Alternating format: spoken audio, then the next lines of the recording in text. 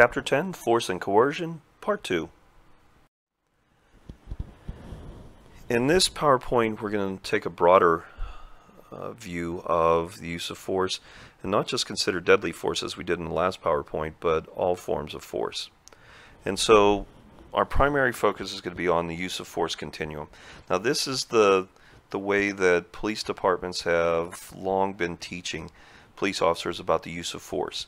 And this model is really based on proportionality, that the police officers will have different levels of force available to them and can use different levels of force according to what kind of threat they're being presented with by the citizen, by the person they're going to be applying the force to. And so an example, a real basic example, and trust me, you can go online and look up the use of force continuum and look under images and find a lot more complicated images than this one.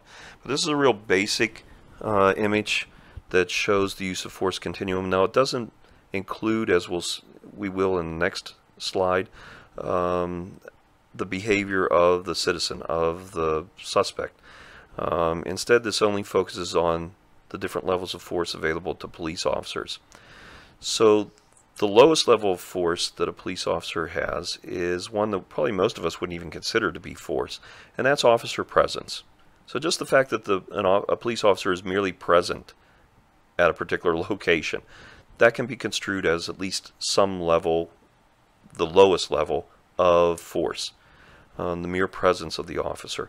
So if you think about it, if you were planning to park in a parking lot that's you're not allowed to park in, you might try to sneak into it if there wasn't a police officer at the entrance. But if there's a police officer, you might say, "Oh crap, I can't park there, I'll go somewhere else." Or maybe you're someone who likes to speed, and as soon as you see that police officer, you lower your speed, even though that police officer might be eating his or her lunch and not paying any attention to you. Nonetheless, the mere presence of the officer has influenced you. So in some sense, the officer's presence, just merely being there, is at least some low level, in fact the lowest level of force. Next up would be some kind of verbal commands. So if that police officer starts saying things to you, it could be in an officer-friendly kind of way, or it could be more commanding. So we can have within these levels different levels. So we could have sub-levels within the levels. So we could have verbal commands that are pretty friendly, just really conversational, all the way up to more forceful. As we move up to the levels, as we get beyond verbal commands and just talk, we start to get into the first physical uses of force. And so this particular use of force continuum classifies them as soft techniques. So these are things where we're not being really aggressive, we're not trying to cause any pain necessarily, at least any permanent pain, any serious pain to the offender, but we want them to comply. So these are more compliance techniques. Things like you can see in the right hand column, come-alongs, wrist locks. So these are things where maybe we're putting pressure, using pressure points. We're grabbing the person's arm and twisting it behind their back to get them to move if they're not being compliant. We're using handcuffs perhaps to subdue them. We're grabbing them. We're maybe pushing them. So these again are softer techniques that aren't designed to really cause any kind of serious pain. OC stands for pepper spray, and so now we are getting into some painful uses of force. So there might be some physical pain. The pressure points are going to cause some physical pain, but it should be temporary. Even the pepper spray is temporary. As we move up, now we're probably dealing with a more aggressive suspect, and so now we might need to do hard techniques. And these would include strikes and takedowns. So we're not striking vital areas of the body. We're not striking the head, maybe directly to the chest, places where we could kill a person with a strike, with a baton strike. But these are maybe hitting the person in the back of their legs, hitting them on the buttocks, hitting them if we're using a baton in some way like that. Maybe it's punching them. We're using takedowns. We are taking them down to the ground. We're throwing them to the ground. And so these are harder techniques. The final level of force that police can exert would be deadly force. So here this would include certainly firearms, but also strikes to vital areas. So if you decide to take out your baton and hit that person over the head, you are engaging in deadly force, and you better be able to justify it through Tennessee versus Garner. Because if you can't, you're acting improperly. You're violating their rights. Same with firearms, as we said in the last PowerPoint. If you're shooting just to wound them because you saw it in some TV show, that's still deadly force. You know, you are still potentially causing them serious bodily injury or death. Even if you say, well, yeah, but I'm a sharpshooter. I could, you know, hit a quarter at 1,000 paces or whatever. Well, it doesn't matter. I don't care if you're Buffalo Bill or Annie Oakley. That's deadly force. So you better be able to justify it. A more complicated use of force continuum is this one. And so we're adding another level, another consideration, and that is, how is the subject acting? So this use of force continuum doesn't use exactly the same terms as the last one, but essentially it's the same kind of levels. So is the suspect being compliant? That would be in the blue area. If they are being compliant, then we need to use cooperative controls. You know, simply telling them, hey, can you move along? Sure, officer, no problem. Can I help you? It may just be a conversation, those kinds of things. So the officer's presence, maybe they're having some conversations with the subject, but again, the subject is being compliant. They're cooperating with the police officer. So there's no reason to elevate our use of force to higher levels. But if that subject becomes more resistant, if they're engaging in passive resistance, which is the green area that we see on the chart, if they're not, you know, when you're telling them to move along and they're refusing to do so, they're not getting in the police officer's face, they're not assaulting the police officer, but they're not complying. The officer is telling them to move along and they still won't tell. Now the police officer can step up to contact controls. The police officer can return that verbal resistance with some physical, some lower levels of physical resistance. So what we saw as soft techniques in the last PowerPoint slide. So this is a person that is being, you know, passively resistant, so they're not attacking the police officer, they're not being, you know, swinging their arms around and trying to avoid the police officer's grasp or anything like that, but they're just not complying with the police officer. They might be arguing with the officer. Well, under the use of force continuum, police officers can always go one step higher than the subject with the use of force. So the police officer, if they're dealing with verbal resistance, the police officer can begin physical tactics. You don't have to be at a stalemate. You don't have to be, as a police officer, responding exactly as the subject is presenting. So if the subject is verbally resisting you, you don't have to sit there and verbally command them all day because you're at a stalemate. You can begin to lay on your hands, begin to maybe push them, you know, guide them away from the area, put them in handcuffs, do those kinds of things. So this really captures the proportionality that's required by the use of force continuum. If someone's being verbally resistant and isn't threatening you with deadly force or anything like that, you can't jump all the way up to deadly force. That would be disproportionate. You've got to stay within that, you know, that one-step range. But you can go higher in your use of force than the force that you're being presented with.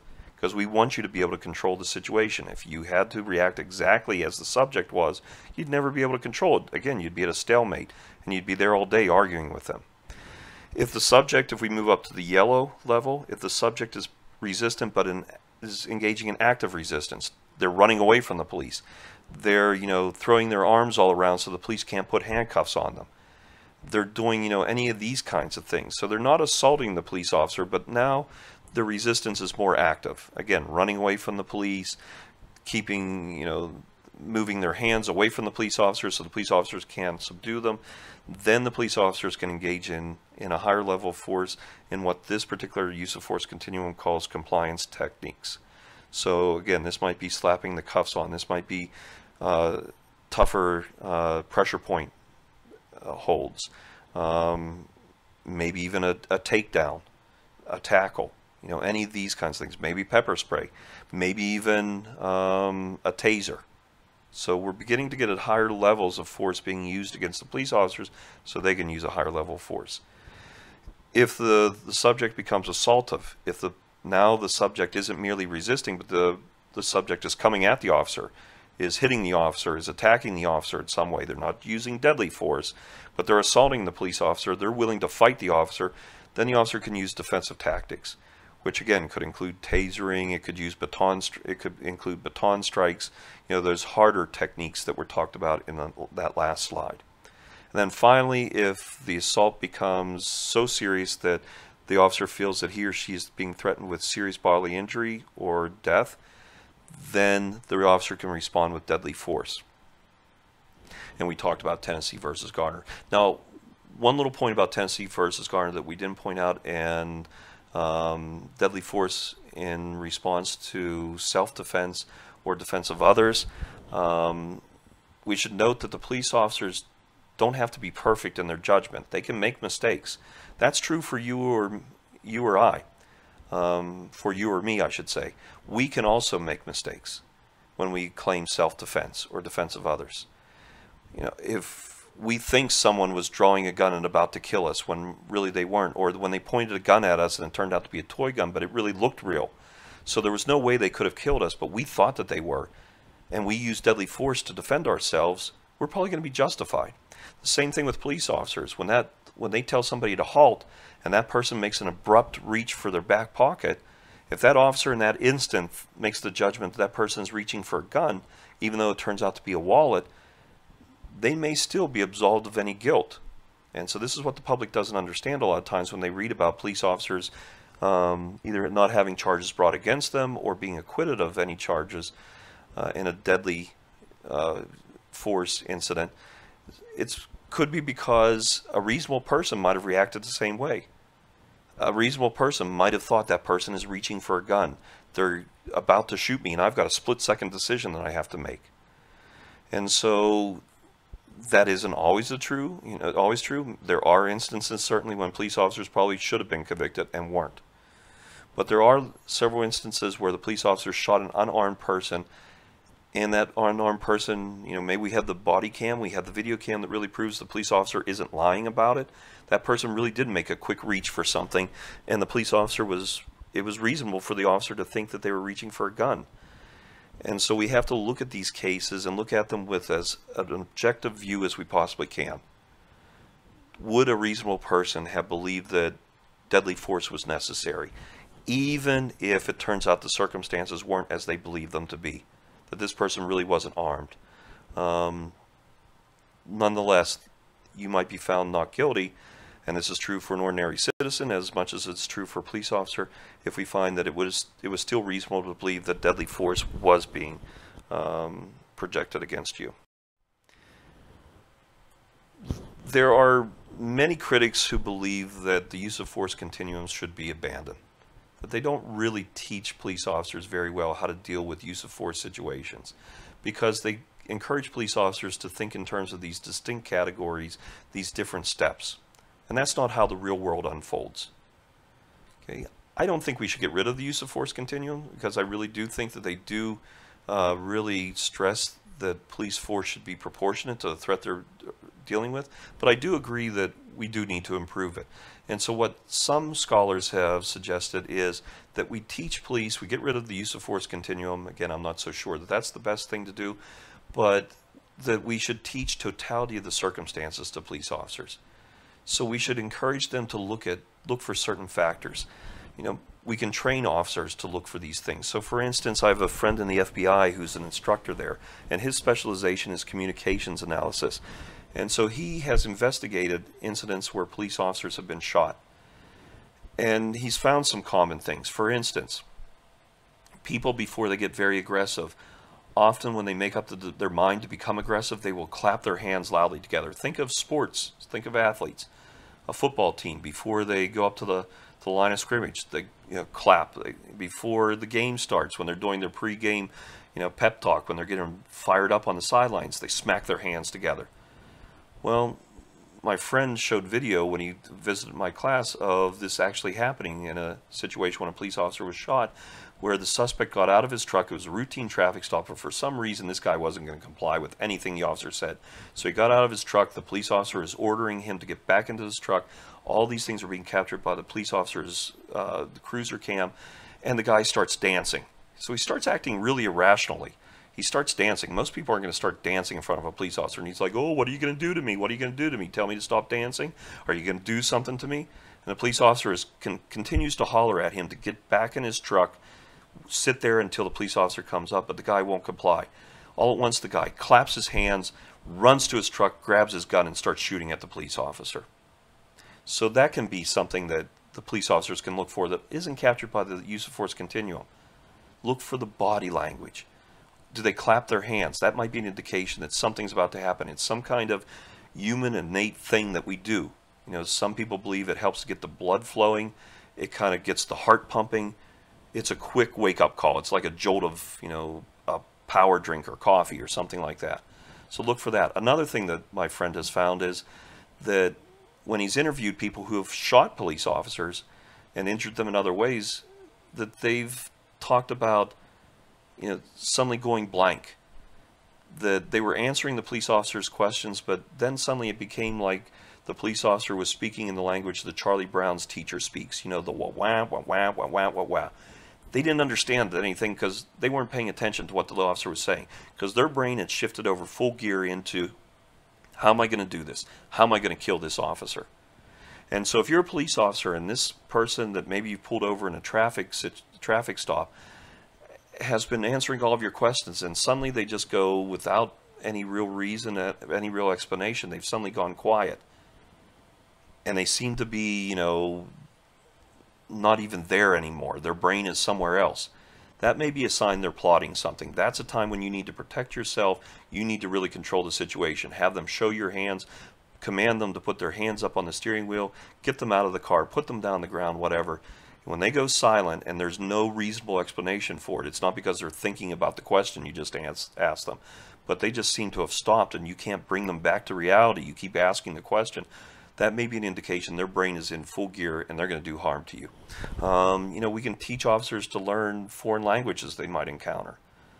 So learn Spanish if there is a significant Hispanic population in your area, so that you can maybe hear if there's any kind of threat and you can understand it. We can train officers in a bunch of other things. You know, we can, in the totality of circumstances, you might be more justified in using force in some situations than others, because perhaps, let's say you're in Potter County, Pennsylvania, which is very sparsely populated. You know, there are probably many more deer than people in Potter County.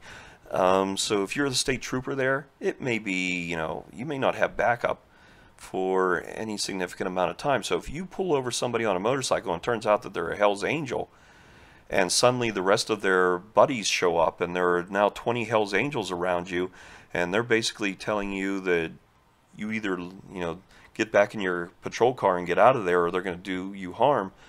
That's probably a more dangerous situation than if the tables were turned and there were 20 state troopers and one Hell's Angel.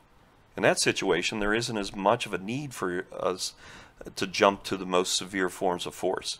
But if you're all alone and there are 20 people around you looking to do you harm, that's a much more dangerous situation. So again, these are things that aren't really captured by the use of force continuum that many experts are saying we need to capture. So that goes to some of the training that police officers could undergo to consider to make better decisions about when to use force. But what do we know about the use of force? Well, there are some things, according to an article that I used to assign to students, there are some things that we know with what the authors called substantial confidence, meaning we're pretty certain these things are true. And so what are they? One of them that we're pretty certain, we're almost 100% sure is true, that police really use force infrequently. We tend to think of police as using force all the time because we read all the newspapers, it's always in the news, but that's because those are the incidents that make the news. In most encounters, the police never use any force beyond verbal and friendly verbal commands, friendly verbal exchanges, and even their mere presence. That may be it. So if you think about it, I'm guessing that if you've had encounters with police, and I'm not just talking about times that maybe you were stopped because you were speeding, but any time you've talked to a police officer, I'm guessing that most of the time the police never used any force against you, unless you're really unlucky or unless you are really somebody who confronts the police all the time. But I would assume that most of the times you've talked to the police, it's been a friendly conversation, or even if it has been a traffic stop where maybe you're not thrilled about it, the police have not threatened any kind of physical force against you. So police use force infrequently. In the great overwhelming majority of cases, they never use any physical force. When they do use physical force, it typically is at the lower end of the use of force continuum. So it's the lower physical end. So grabbing, pushing, shoving, not baton strikes, not tasers, not the use of deadly force. None of these kinds of things. It's pushing, grabbing, shoving, those kinds of things. We also know with great certainty that use of force typically occurs when the police are trying to make an arrest and the suspect is resisting. This is the most common time. Not when the suspect is assaulting the police officer. That's pretty rare. Not in other situations.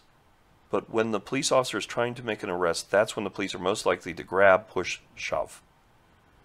When this suspect is resisting, this suspect is maybe because of alcohol, maybe because of drugs.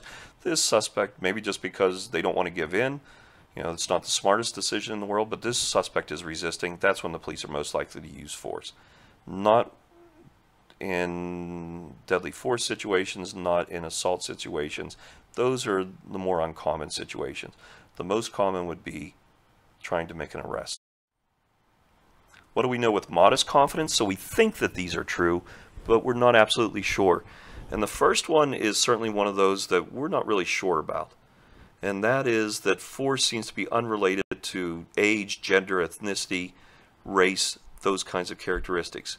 So if you look in your book has cites some studies that indicate that maybe age, gender, ethnicity, those kinds of things could impact the use of force.